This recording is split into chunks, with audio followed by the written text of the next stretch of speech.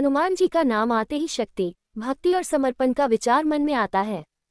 वे भगवान शिव के अवतार माने जाते हैं और श्री राम के परम भक्त के रूप में प्रसिद्ध हैं। हनुमान जी का जीवन श्री राम और माता सीता की सेवा और उनके प्रति अटूट भक्ति की मिसाल है। उनके जीवन में वह क्षण सबसे अधिक आनंददायक और महत्वपूर्ण था जब उन्होंने श्री राम और सीता माता का पुनर्मिलन सुनिश्चित किया।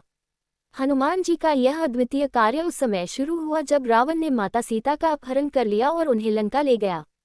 सीता माता को खोजने का जिम्मा श्री राम ने अपनी वानर सेना को दिया, जिसमें हनुमान जी ने अपनी बुद्धिमत्ता और शक्ति का परिचय दिया। उनके नेतृत्व में पूरी सेना ने सीता माता को खोजने का भरसक प्रयास किया, लेकिन कोई सफलता नहीं मिली।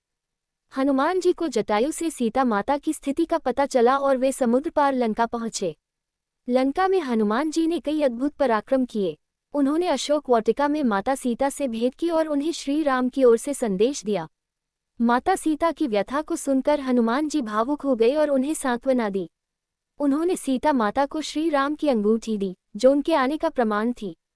इस भेंट ने सीता माता को नई आशा और साहस दिया।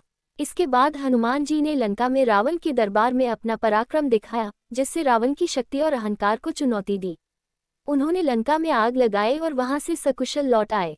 श्री राम को माता सीता का स्थान और उनकी सुरक्षा के बारे में सूचना देने के बाद उन्होंने युद्ध की तैयारी शुरू की। युद्ध के बाद जब श्री राम ने रावण का वध किया और माता सीता को मुक्त कराया, उस समय का मिलन हनुमान जी के लिए सबसे सुखद और संतोषजनक था। उनकी भक्ति और सेवा की पराकाष्ठा थी कि उन्होंने न केवल श्री राम और सीता को पुनः मिलाया, बल्कि अधर्म और अन्याय का अंत कर धर्म की स्थापना की।